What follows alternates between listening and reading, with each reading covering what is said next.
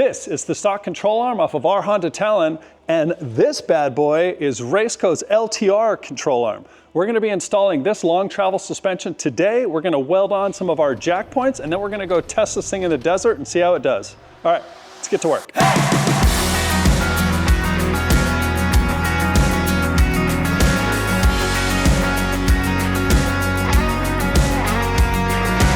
We got the stock suspension off, we got the RaceCo suspension on. One thing you didn't see that I want to show you real quick is when you take off all the old suspension and axles, even if you're not going to use them again, we like to mark everything, especially the axles, because they take a set. So we'll mark right front, and then the inside is the most important part here, because if you are going to ever reuse these, if you put them on backwards and you load them the opposite way they took their set, one of our sponsors, Scheffler, back in the day did an analysis, and they told us that you'll lose 75% of your strength if they go on backwards. So make sure to mark all those axles. We did the same thing with our giant pile of parts over there. That way, if any of that stuff goes back on, we know exactly where it came from. We put all the hardware back in each one of the components. There's a whole video where we talk about little tips and tricks to do that. You can check that out in the description, but that's that stuff. Before we jump into the lift point, so I want you to check out this RaceCo suspension. It is so nice. You look at the oversized tubing, freaking bitchin' TIG welds. And if you think the front's cool, you gotta check out the rear. Giant boxed trailing arms. So the Honda suspension, if you're just cruising around doing basic trails, totally fine. But if you're gonna go bash this thing in Baja or any of the trails kind of in the southwest area, they're pretty rough. Upgrades like this are gonna help the car last way longer. So we're super excited to try this out. Okay, suspension's on. Next step is our weld on lift point. And if you're looking at this going, I don't know what the hell that is. It's a small piece of metal that we machine that indexes into our jack. And when these are locked together, now the car can't fall off the jack. They're mechanically connected. Which makes it way safer to lift and then change tires and do other work. So we want to get these things mounted so we can make use of them. Okay, from the center line of the pocket, 2 inches to where we want to go. We want to be at least 2.5 inches to be safe, or 3 inches. Oh girl, I think that's gonna work. Right out, you see it? Right out, right out. Cool, same thing but on the back. So I'm gonna land right on that side of the radius. Okay. Yep. Max, where is that dude? In this case, because we have a tie rod on the back side of the arm, we're gonna mount to the front. And because the lower arm protrudes or sticks further forward than the upper arm, we're gonna go to the lower arm. Now we're gonna find a location that's inset from the tire so that we don't have any clearance issues. And it looks like somewhere here, when we're in line with this brace, we're gonna orientate this so the smallest radius is on top, the big one's on bottom. We're gonna mount this so that the face is vertical and that its clocking is basically so that the top of it is parallel to the ground at ride height, which we just set. And for this car, according to RaceCo, we set that at 15.5 inches from this point to the ground in the front and 15 inches from the engine skid pan to the ground in the rear. What this looks like is I'm gonna take myself a Sharpie. I'm gonna mark my rough location. I'm also gonna draw a line on the side of the weld-on jack point. This radius here gives me the angle of this surface. And these jack points are made with a bunch of extra material on the back, so you can actually sand this to fit flush with the face of this, so when you weld, there's no gaps at the top and the bottom. So now we'll sand this radius, we're gonna sand this face, tack those in place, and then repeat on all 4 corners.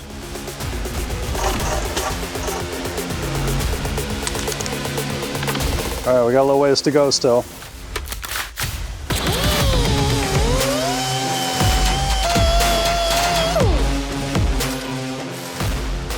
Pretty close.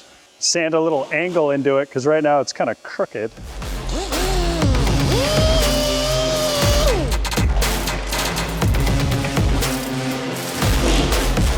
Beautiful. Make sure we didn't sand too much off. It's fucking smoking. Yeah, we got lots of room. Okay, one done. We do the same thing on the other side. Little angle sanded into it. Oh, like a glove. Where's Max? Is Max not here today? Must be doing something important. Let's sand on this a little bit. That way we get a better weld. All right, double check that that guy's good. Then grab some vice grips and clamp it in place. Stick this guy in here. See if we can get this to clamp at this angle. You need like one of those helping hand things. Ah, there it is. We're gonna call that good.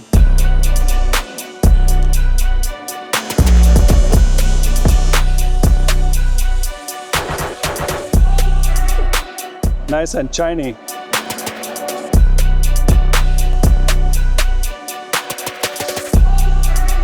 All right, let's lower this thing back down and make sure they're not like super crooked. We gotta make a little tweak. The reason it's so important to get the angle right is because if they are tilted too far front to rear, it affects how the collar loads on the jack. So you wanna make sure they're perfectly vertical. That way when they connect into here, the load is pushing straight down and it helps like cock the collar in addition to the clamp so it holds it in place. If you have them at too much of a kind of a weird back angle, this never gets that rock that it needs to help lock it down. So we gonna make sure we're exactly flat or vertical, and then this one we're gonna twist ever so little to make it more even left to right. It's square. It's square. Okay, I'm just gonna put on a little bit of safety gear, then I'll weld those up. It'll be me though, I'll be welding them. Just laying dimes, that's what I do, I stack them. Okay, you gotta get out here, you gotta get out here, you gotta get out, you gotta get out. Okay, this is gonna be, I just tried welding it. It's a little difficult, so I think I'm probably gonna take these off and weld them on the bench. Dude, get out of the...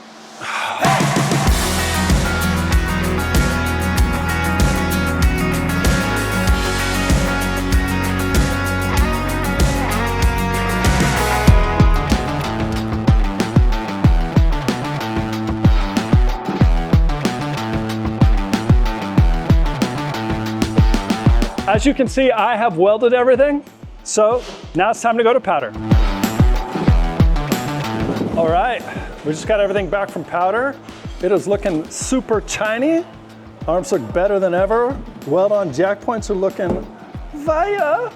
Now we just have the little task of putting everything back together, tuning the suspension, aligning the car, and making sure it doesn't fall apart. Let's get to it.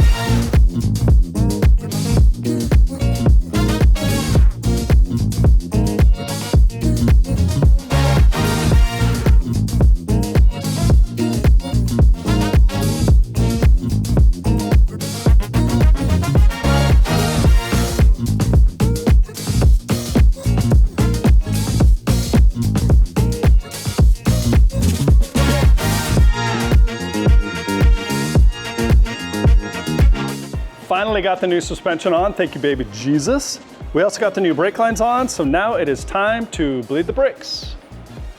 Connect the blader to the universal adapter, connect it to air, and slowly open the ball valve. Fluid's starting to flow. Go to the right rear.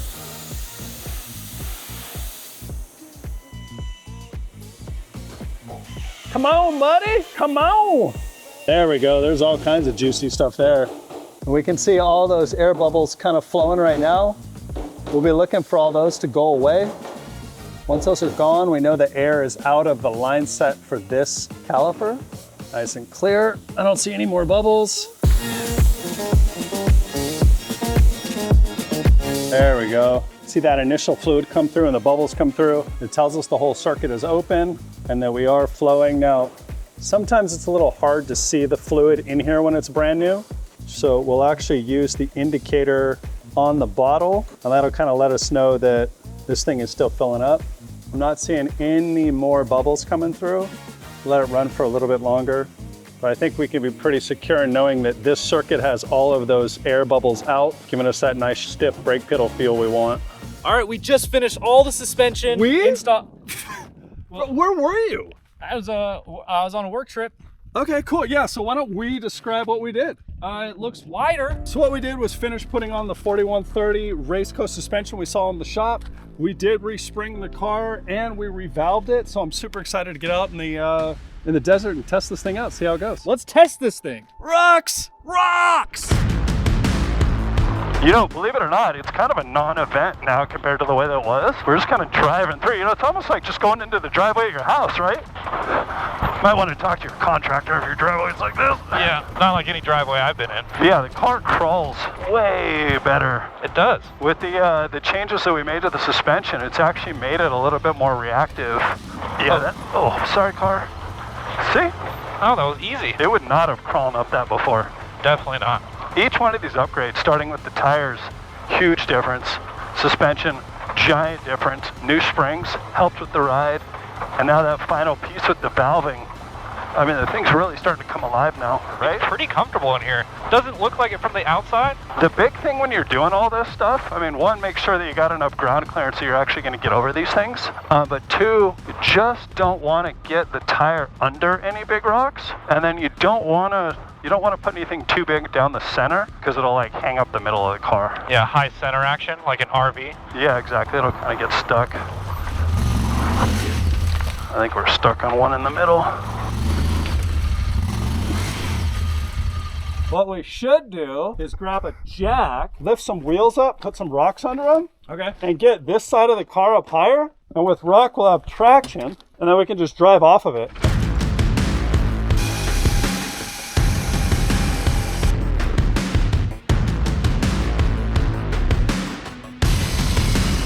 See what she does.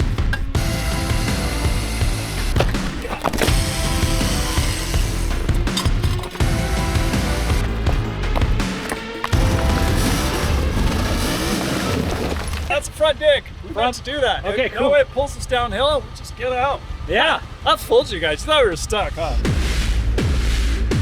What I will say is it's very comfortable.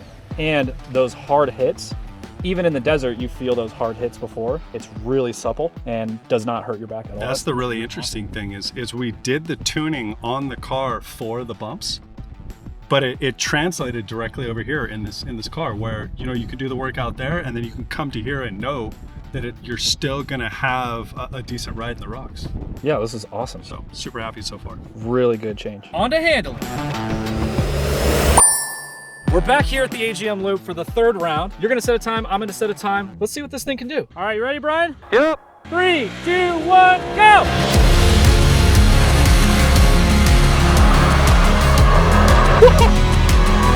Go a little wide, hit some bumps, but overall, does feel a lot nicer. Way more controlled. Less like I'm gonna flip over. Like a stallion, a wild animal galloping through the wilderness. Come on, girl. Through the S turn here. Digs way harder, that's nice.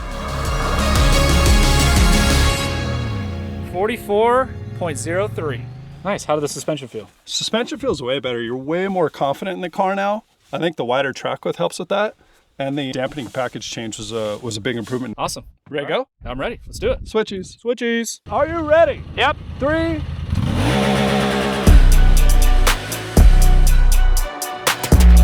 Okay, Boo. I see you.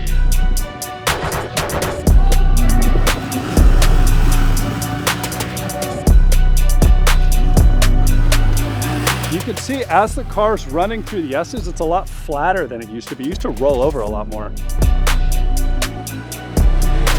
Boom!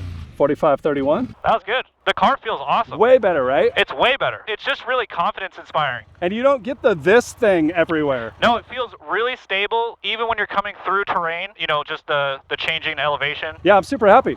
On to the next. Whoops! Whoops! We got whoops, baby. It feels a million times better.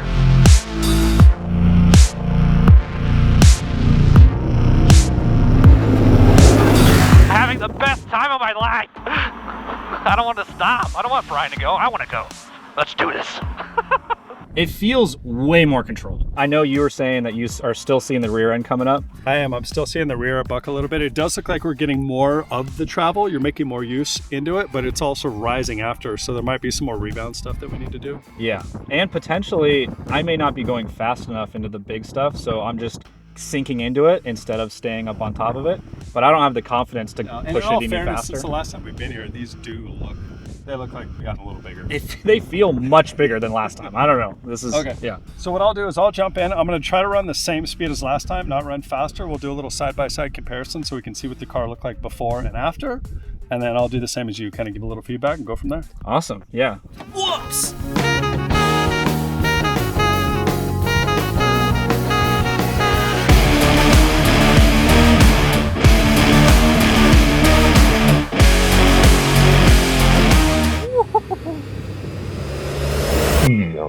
If we want to keep doing this stuff, we add a little more compression to the front.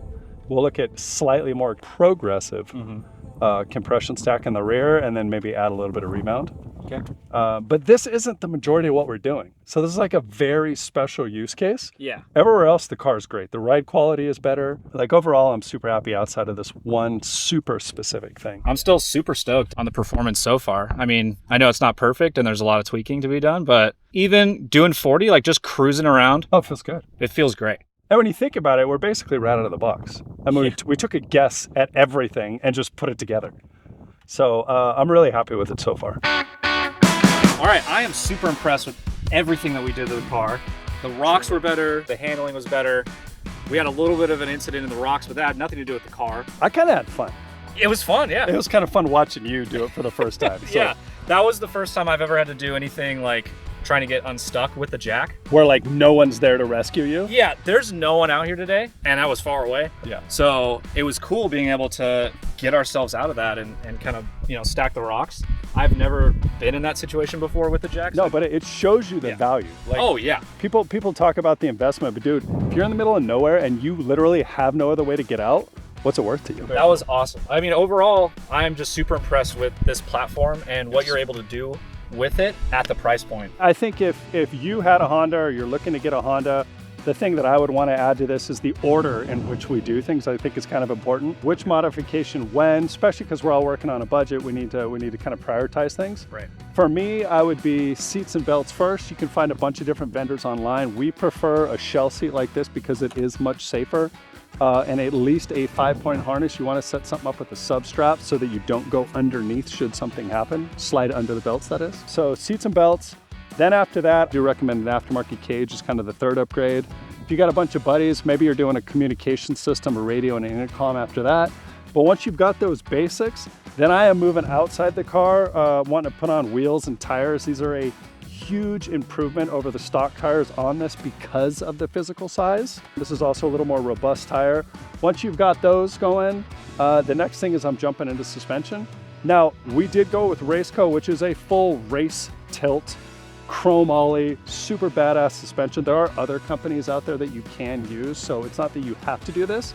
We just want to go this way because we know this stuff's never going to let us down. So we put on the full RaceCo suspension. While we were there, we talked to Michael over at Desert Ride. Hey guys, it's me, Michael, with Desert Ride. He helped us re-spring the car and also re-valve the car. So that's kind of the last step in that suspension setup. Now, if you're doing a lot of night riding, you add in lights somewhere at that point. We did put bumpers on the car. These aren't too expensive, but should you need to get towed or you're in a situation where you need to push something, this helps as well. And as far as the tuning, if you've never done tuning before, there are a lot of companies out there. For us, we're in northern San Diego County, so Desert Ride Vehicle Dynamics was who we went with. Hey guys, it's me, Michael, with Desert Ride. But there are companies all over Southern California and really in every state. So check them out on the internet. I'm sure you can find somebody near you. But that's it. We had fun. I hope you did too. See you next time. Bye!